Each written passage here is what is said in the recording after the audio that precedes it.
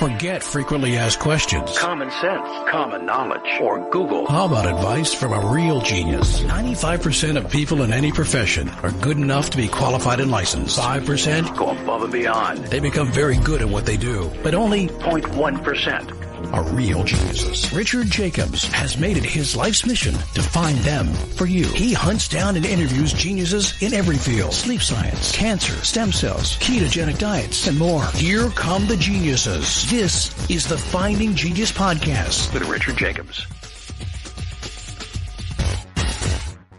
Before we begin, a note from our sponsor. I'm Richard Jacobs, Executive Director of the nonprofit Finding Genius Foundation and host of the Finding Genius Podcast. In late 2016, I was rear-ended at 65 miles an hour by a truck on the highway, which sent me off-road into a ditch. The impact of the collision gave me a concussion and other injuries. At the hospital, a CT scan showed that I had thyroid nodules, which turned out to be cancer. It was then, when I had a biopsy in my neck, that I realized even if I was a millionaire, I wouldn't want a second or a third biopsy due to the pain and the invasiveness of it. And appointments at that time for thyroid experts were 3 to 6 months out. And I was worried about dying now, even if that was irrational. So because of this, I've decided to raise money to conduct a literature review on steroids, on the causes of anxiety and depression, a condition that affects well over 50 million people in the United States and hundreds of millions worldwide. Our goal is to create a codex, a guide that reveals all possible treatments for anxiety and depression for people that live with the condition, or for loved ones that have it, as my wife and my son do. To find out more about our fundraiser, visit findinggeniusfoundation.org and click on current initiatives. And now to our guest. Hello, this is Richard Jacobs with the Finding Genius Podcast, now part of the Finding Genius Foundation. Today, my guest is David Parker.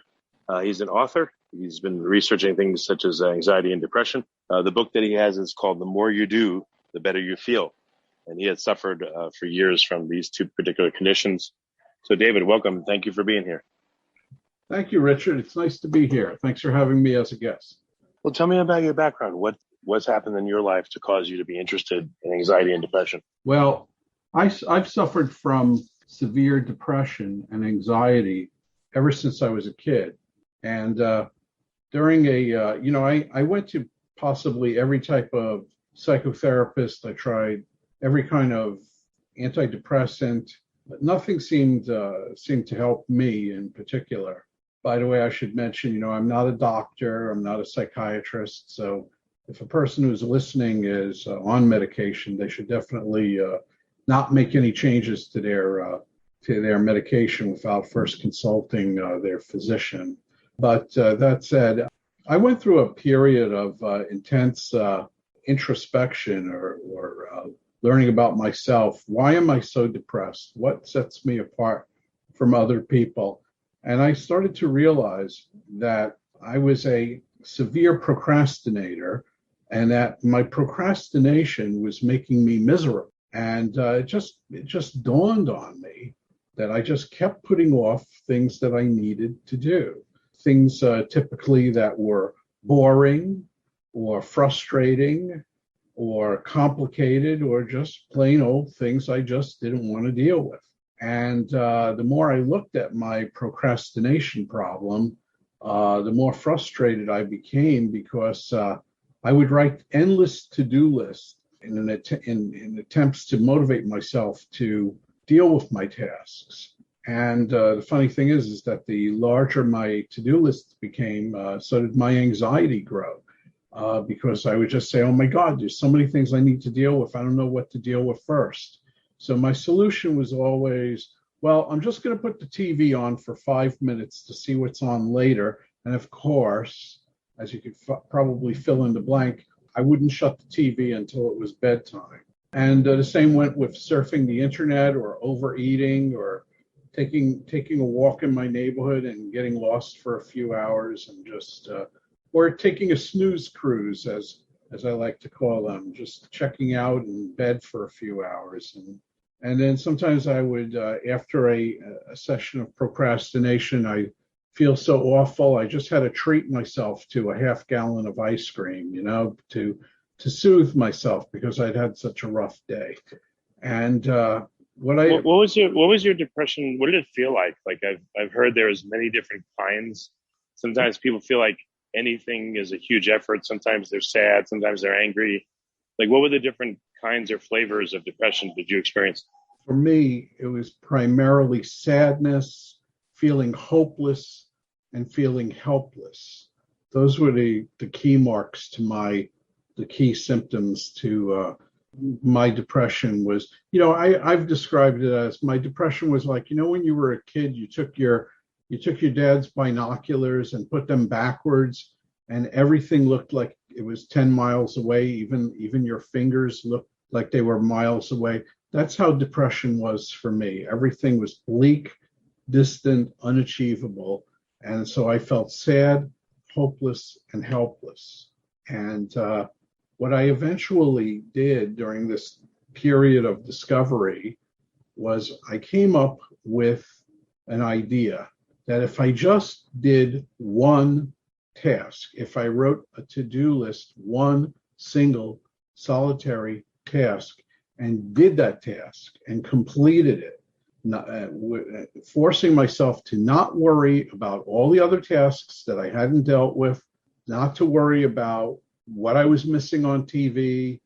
What I had to teach myself was to constantly write down one task, do it, and then put a line through it.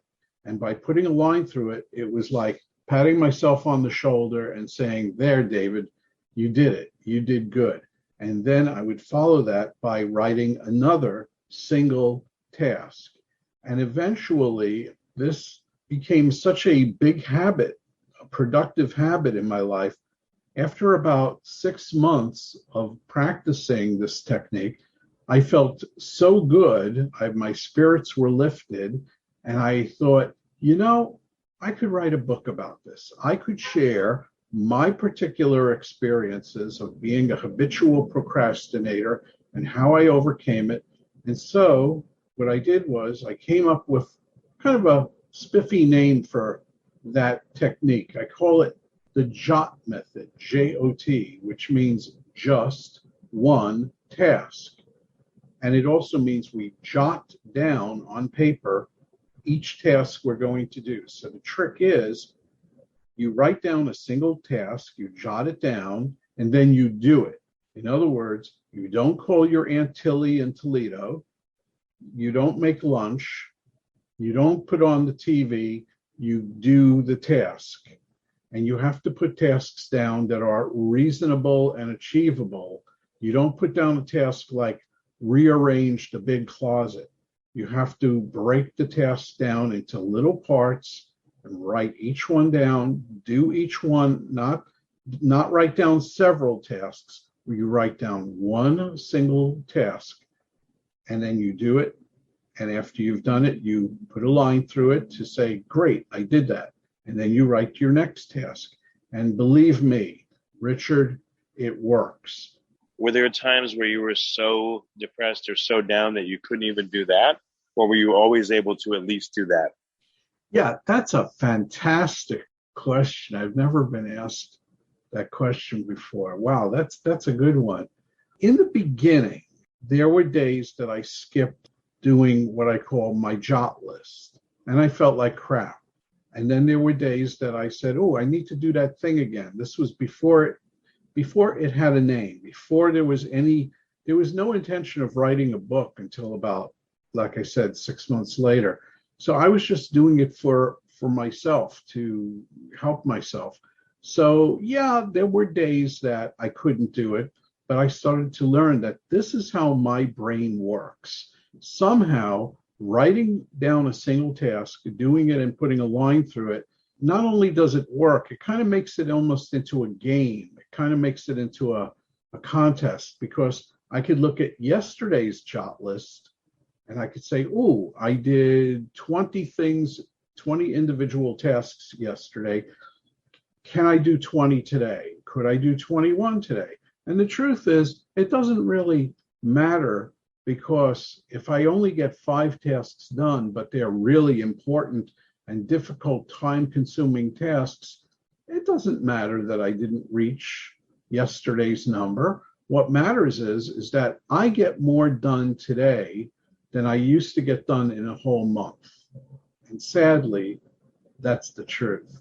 And that's why I called my book, The More You Do, the Better You Feel, How to Overcome Procrastination and Live a Happier Life. And I can tell you, I'm living a much happier life today than years ago. That's for sure. What's the strategy if let's say someone tries to implement this method, but they have good intentions, but even if they put one task, it's just too big, and therefore they're like, I can't even do one task. I'm a loser. Well, and it makes them even like, what do you recommend? Were there days where even if you put one task, did you have to even reduce the scope of that task? Before we continue, I've been personally funding the Finding Genius podcast for 4.5 years now, which has led to 2,700 plus interviews of clinicians, researchers, scientists, CEOs, and other amazing people who are working to advance science and improve our lives and our world. Even though this podcast gets 100,000 plus downloads a month, we need your help to reach hundreds of thousands more worldwide. Please visit findinggeniuspodcast.com and click on Support Us. We have 3 levels of membership from $10 to $49 a month, including perks such as the ability to see ahead in our interview calendar and ask questions of upcoming guests, transcripts of podcasts you're interested in, the ability to request specific topics or guests, and more.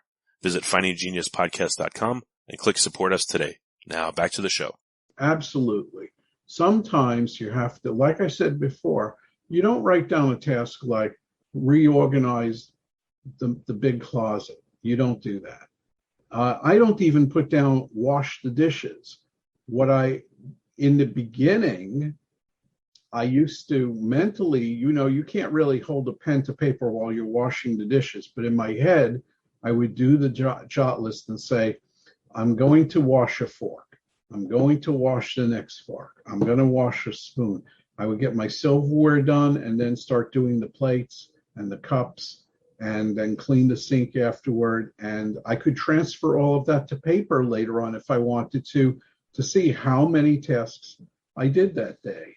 And that makes a game out of it. And sometimes when you make a game out of drudgery, it really works. I'd also like to say that there are some people who've bought my book and had a really hard time implementing it, not because the method is bad, but they have severe procrastination. And many people, their procrastination takes the form of hoarding, accumulating things that you really don't need. So I also do telephone coaching for those people who need a little extra help starting their jot method, but that doesn't really usually take very long. So I'm happy to help you. Yeah, why would people that procrastinate really badly why would it turn into hoarding for them? What's that doing? That's a very good question.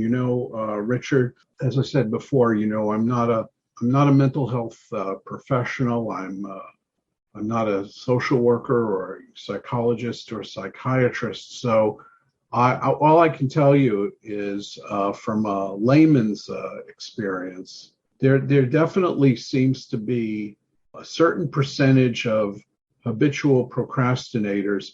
Turns out that they are hoarders.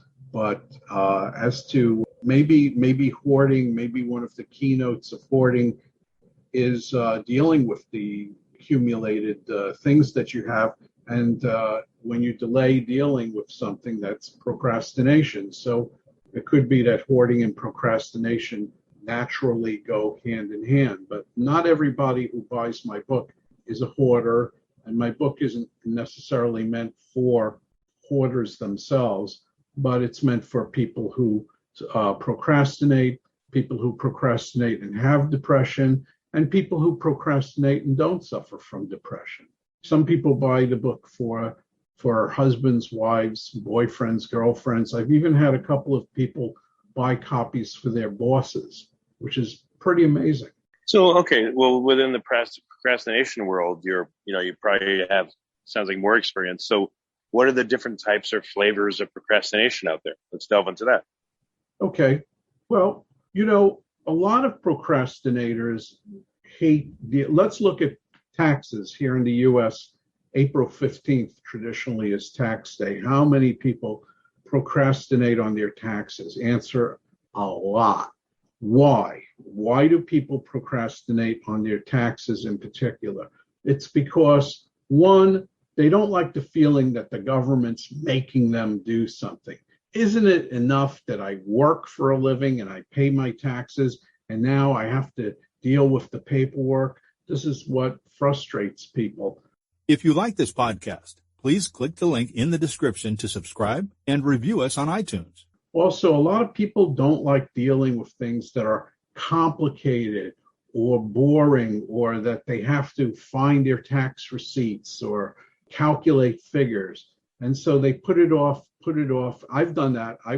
In the past, I filed extensions on my tax returns twice in my life because I just couldn't get my act together, because it was taxes to me were frustrating, boring, complicated. It just circled all the items on that list. For other people, procrastination could be household chores like mopping, cleaning, even getting the laundry done, shopping for groceries. Some people run out of food. That may surprise some people, while other people listening to this podcast might be shaking their heads, nodding in agreement right now and saying, been there, done that. So I want to say, there are a lot of books that have been written on the subject of overcoming procrastination. Of that, there's no doubt. But my book is the only one that deals with how to help people who have a hard time getting started on projects. Most books out there on procrastination were written in mind for the busy executive who wants to get more done. My book is for people who have a really hard time finding their start button. Well, what have you noticed is the interplay between depression, anxiety, and procrastination? Is it just naturally that, the more depressed and anxious you are, the easier it is to procrastinate, or what's the interplay? Well, that's a very good observation. Woody Allen famously said that he got anxious over his depression, and he got depressed when he felt anxiety. For me, I'm going to add a third component to that. So for me, I think it's depression, anxiety, and then low self-esteem lead to procrastination. It becomes a cycle. When your self-esteem goes down as a result of procrastination, you're bound to feel depressed and anxious being nervous about the tasks that you've put off. So that's a real, I'm not going to say a winning combination, but it's a real winning combination for low self-esteem. So it all becomes a downward cycle. It becomes worse and worse and even worse.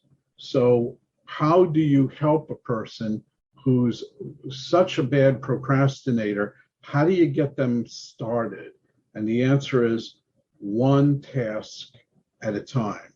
So even if you get one thing done today that you don't want to deal with, that's a lot better than never getting it done and feeling bad about it. What about the timing of the task? I know everyone is different, but I remember Brian Tracy wrote a book called Eat That Frog. And he would say, pick the thing you don't want to do most and do that first in the day. But with your method, with the job method, does it matter when in the day you do the one thing? Well, it's funny you should mention that, because Brian Tracy was kind enough to lend an endorsement on my book.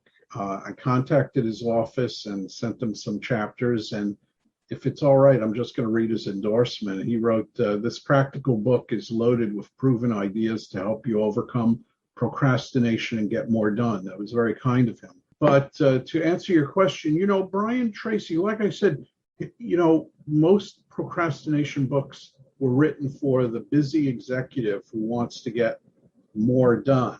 My book is written for people who have a very hard time getting started. So these are polar opposites. People who are habitual procrastinators are not really the kind of people who are going to read, in my opinion, Brian Tracy's Eat That Frog. Now, that's a really good book, by the way. I read it myself, but it didn't ring a bell for me as the kind of procrastinator that I am. For some people, it makes a lot of sense. If you have a lot of tasks to do, focus first on the one that's most pressing, most difficult, and that's going to consume most of your time and your mental and or physical energy. That makes a lot of sense, because when you get that big task accomplished, you'll feel better. But there's a lot of people who have a hard time just getting the vacuuming done, or preparing their taxes for their accountant, or going out for groceries, like I said. You may not be that kind of person, Richard, but I can guarantee you that many people are, and people have written the most amazing, beautiful reviews of my book on Amazon. They've posted things that I never even dreamed that people would say. So I know that I'm hitting my target really well, and I'm quite happy. Is it, for someone, it sounds like the one thing to do should be done as soon as they're up and about. Like, it doesn't seem like it would be helpful to say, like, you know what, in the evening, I'm going to do the one thing for the day, but, the rest of the day, I'm just going to be my normal self. Like, well, again, does the one thing have to happen early in order for it to work right? Well, I can hear what you're saying. And the thing is that, first of all, like I said, for the kind of person who gets really nothing done, especially on the weekends, if they get started at 8 o'clock at night, hooray, good. The trick is to start using the JOT method, again, JOT meaning just one task, getting used to it, getting comfortable with it, becoming productive. A lot of people become productive, and then they start cursing themselves, like, how come I didn't do this earlier? How come I've been such a, dork or something like that? And so sometimes there's resistance to forward movement, and that's a big part of procrastination. Procrastination is a very psychological thing. So to me, it doesn't matter if somebody starts reading my book and starts implementing the JOT method and they decide to do it at midnight. I really don't care. I think that eventually, with doing the practice of doing the JOT list, doing the JOT method, eventually you're going to get more and more done. So, that song, the Broadway song, it's not where you start, it's where you finish. I think that's how it goes. That's kind of how it applies. If someone does their first task, like, did you notice that it paves the way for you to get more done in the day? Like, once you get over that inertia of getting just the JOT task done, are you able to then go on? Absolutely. For me, even today, when I'm doing my JOT list, which I do, I have a target number. Now, this is just for me. I have to reach about 20 tasks before I start feeling like, okay, I'm building up a head of steam here. It's kind of like one of those old locomotives, the ones from the Old West and the movies, where the wheels slowly start turning, slowly, and it builds up steam, and eventually the wheel starts to keep going faster and faster, and now the train is moving, and then it's eventually picking up speed. And that's how I am. Sometimes getting those first 5 tasks done in the morning really is hard for me. And I'm the guy who wrote the book, but this is the way my brain is. And it may sound funny, but I'm speaking the truth here. It's hard to get started, but once I get started, especially once I get 20 items done, which seems to be my magic number, everything else starts working out really well, and I just get more and more done. On a good day, I like to get 50 tasks done a day, but I don't have to force myself to do it. I just try to do it. Which kinds of JOTs? You mentioned this already. If it's too big in scope, if it's too complicated, it doesn't work. But like, what other nuances of the JOT work better? Are there, like, even if you write one thing, even if doesn't have a big scope, but it's something you hate, are you still less likely to do it? Or do you write JOTs that are kind of easy and accessible first? Really good questions, Richard. You're a very good interviewer.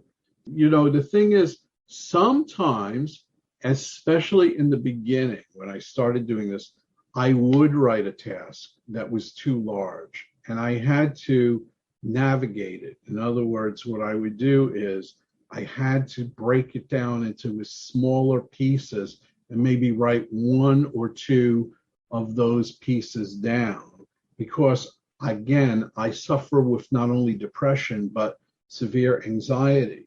And so if I write too many tasks down, I start going, I don't know how to deal with this. This is where my brain naturally goes. It just goes it goes to that lousy place and says, this is too much. I'm uncomfortable. I don't like this. I don't feel good. I don't feel like doing this. I don't feel like dealing with this. And then, well, I could fall off the rails. So what I have to do is, if I've written a task that really is honestly too complicated, what I have to do is I put a wavy line through the original task, and I write down one or two smaller steps, and I concentrate on that first one. I do the first one, and if I have to break it down into smaller parts again, I'll do another wavy line and rewrite it, and eventually I'll catch up with the things that I've put the lines through that I had to rewrite, and I'll get the task done. But having said that, because I've been doing the JOT method for many, many years now, it's just natural for me to break big tasks down into little components, which is something I could never do before I came up with the JOT method for myself. So just work. Is it better to write it down, or do some people try to shortcut and be like, oh yeah, all right, I got it. I'm just going to do this one thing, and I don't want to write it down. I'm just going to keep it in my head. Another great question. Write it down always, because this is a method. This is a method. Now, what do we mean? What do I mean by a method? What I'm saying is that, as I said earlier, you write the task down and then you do it. You don't make a phone call. You don't put on the TV. You don't do anything but that task. And sometimes that's the hardest thing. Sometimes, as a procrastinator, I would want to detour, go do so. Okay, I wrote it down. I'll get to it later. I'm going to eat some ice cream. No, I have to do something once I've written it down. It becomes a habit. I wrote it down and I do that, not something else. And then I put a line through it to, again, kind of pat myself. I'm doing that right now. I'm patting myself on the shoulder and saying, good, David, you did that. And now I write down another task. So we don't deviate. I'm a little hard on this particular part here. We don't deviate. We don't say, well, I'm going to do a few tasks, but I'm not going to write them down. And I've had people say to me, do you mean I have to write down each and every task that I do, no matter how small it is? And I say, yes, that's how it works. But that's where the magic comes in, because then you start seeing proof that you've been productive. And you could look at that list the next day. And I tell people, don't throw it away. Don't tear it up. Don't put it in the shredder. Save it. Put it on your wall. Scotch tape it to your wall if you want. And look at it and say, wow, yesterday I got 30 things done. In fact, on my JOT list, I use two columns. On the left-hand side, I have business tasks. And on the right-hand side, I have personal tasks. And sometimes I get more business tasks done than personal. Sometimes it's more personal than business. It just depends on what the needs are. But I'm telling you, this technique really, really works, and you don't have to take my word for it. You can look at the book reviews and see what people have written. I'm telling you, it really, really works. And I'm so happy that my book has helped a lot of people. Well, what did you notice if you have, let's say you have a really good week and every day for 7 days you did the JOT method and you got a bunch done and you're happy with it? Did that stop your depression? Did it lessen it? Did it change it? Lifted my mood, definitely. Lifted my mood, lifted my spirits, lifted my self-esteem.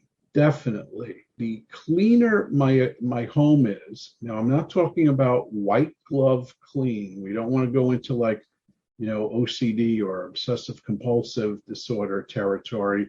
What I'm saying is that the neater my apartment is, the better I feel. Now, I happen to own 2 filing cabinets, and I don't know how I ever lived without filing cabinets, but that's just me. I accumulate a lot of papers, and for me, having them accessible and knowing where they are is really, really important to me. It just makes my life more functional. So these are things we learn along the way. I'd like to say also, Richard, procrastination isn't just a personal thing. Procrastinators at work are really not welcome employees. And procrastinators in the workplace, you can see them immediately. 1, they're latecomers, and 2, generally speaking, they're clock watchers. So if we can avoid procrastination, not only in our personal lives, but in our business lives, I think that procrastinators are usually among the first to get fired when the economy goes into a downward cycle, which we know happens every now and then. So, well, unless their boss is an even worse procrastinator and doesn't get around to firing them, but that's no solution. Sometimes bosses are procrastinators, and they want their employees to take care of things for them. In fact, I've read some books on overcoming procrastination, have recommended hiring a secretary or a personal assistant to deal with your tasks. I don't necessarily believe that. Of course, there are some people who need assistance, doctors, lawyers, and such. But I think it's better to get your own stuff done by yourself. And I'm living proof that the more you do, the better you feel. It's the truth. Well, what happened to your depression? Like, how has it changed now that you're doing this? And, the people you coach, like, I don't think it takes away their depression, but it probably changes it or makes it so they don't go as deep into the hole. Like, what have you observed? Yeah, definitely. I used to be in like, woe is me. And like I said, my depression would force me to take what I called snooze cruises. I would lose whole weekends sleeping, avoiding on purpose, deliberately. I didn't realize at the time that it was deliberate. I would just say, oh, I fell asleep again. And then I'd feel so bad about my having wasted my time by sleeping in the daytime that I would say, oh, I feel terrible. And I have to reward myself now, lick my wounds by watching TV or eating ice cream or some other snack food, which wasn't good for me. When I concentrate on the things that I need to take care of, the depression, I have my bluesy moments, but I'm a lot better than I used to be. It's hard to quantify depression. Again, I'm not a psychiatrist, but definitely I've heard people say that my method, the JOT method, has helped them mitigate depression. And again, if somebody who's listening to this is depressed, remember, I'm not a doctor, and please don't go off your medication by yourself if you're on medication. But you can definitely, I think from personal experience, there is a relationship between depression and procrastination, and I'm sticking to it. Yeah, no. What are some of the come-along effects? Like, before you came up with the JOT method, again, were you beating yourself up mentally? Like, were the voices in your head, if there were any, were they louder and more negative before you started doing this? Like, what's the difference there? Well, first of all, I used to have what I called bird's nests in my apartment. And what I mean by that was I would take the contents like receipts and things out of my wallet and just leave them in a pile. Every day I'd pull out that, or I'd put in some mail that I didn't want to deal with. And then I'd have this like bird's nest of papers. And when it got too large, what did I do? Well, I did the only thing a sensible procrastinator would do. I started a new bird's nest. And my home used to be messy. I let dishes pile up in the sink for days. I felt bad about myself. I would say, how come how come my neighbors' apartments don't look like mine? How come they're able to deal with? The funny thing was, I used to have a day job. I was a legal secretary. And back then, if you paid me $20 an hour, I'd type your correspondence, do your photocopying, put away things in your filing cabinet. I was the best darn legal secretary you could want. But in my own home was a mess, disorganized. I couldn't find anything that I needed. And I used to constantly talk to myself negatively, not out loud, but mentally. I would say to myself, like, oh, you idiot, what on earth is wrong with you? David, who lives this way? But that's how I was, that's why I needed the JOT method. I created it for me. I only gave it the name the JOT method because it just flows in the book a lot better. But it's the same basic method that I originally used before I came up with the idea to write and publish a book. And believe me, it really works, because I call procrastinators human ostriches. We stick our heads in the sand like, the African bird, the ostrich, doesn't really do that. They don't really stick their heads in the sand, but so goes the notion. So the human ostrich is the procrastinator who, out of fear of dealing with their tasks, puts their head in the sand and says, I'm not dealing with this today. No way, no how. And I'm not like that anymore. And my life is immeasurably better. Yeah, no, that's great.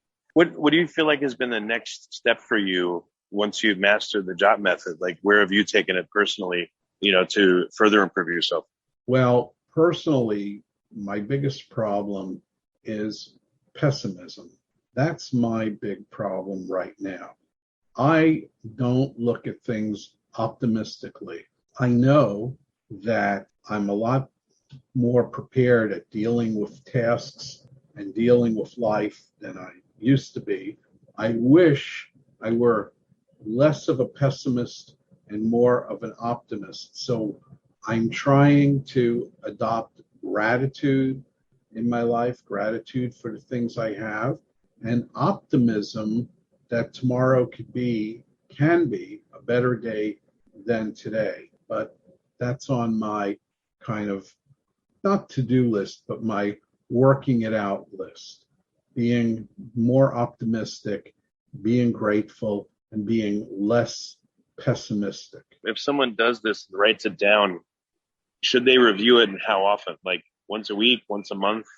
And if they see like, wow, I've done 26 different JOTs this month, will they feel better? Will that further embolden them to keep going? Well, in the past, I've kept my JOT lists in a binder so that I could review them every day. I can say things like, okay, today is Friday. How many things did I get done last Friday, or the Friday before that?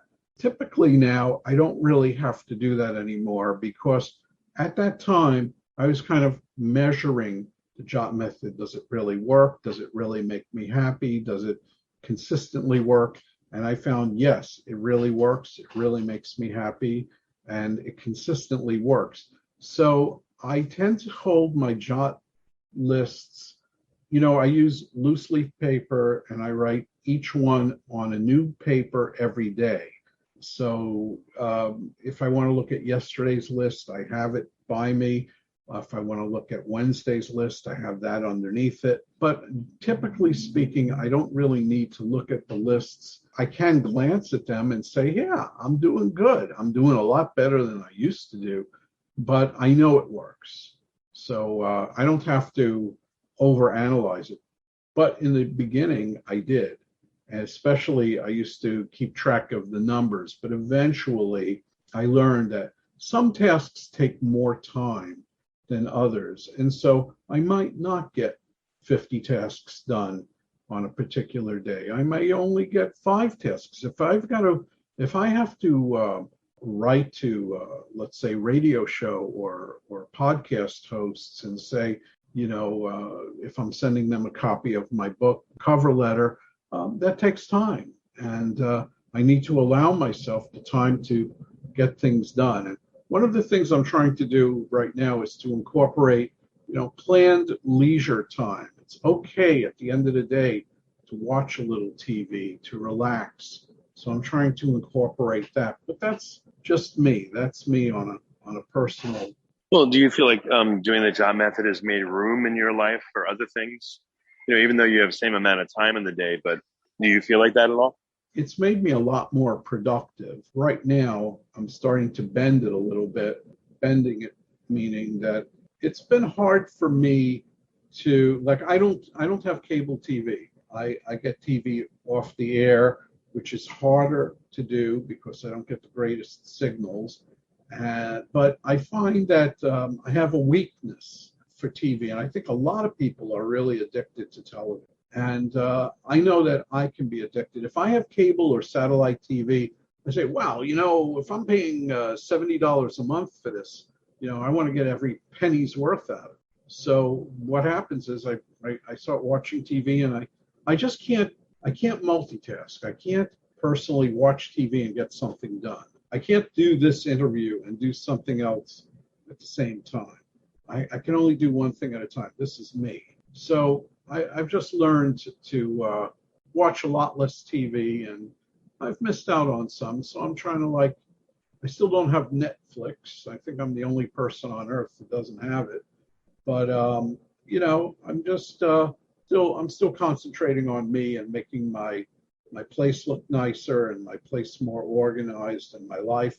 We have to remember I'm running a small business, and this is a self-published book.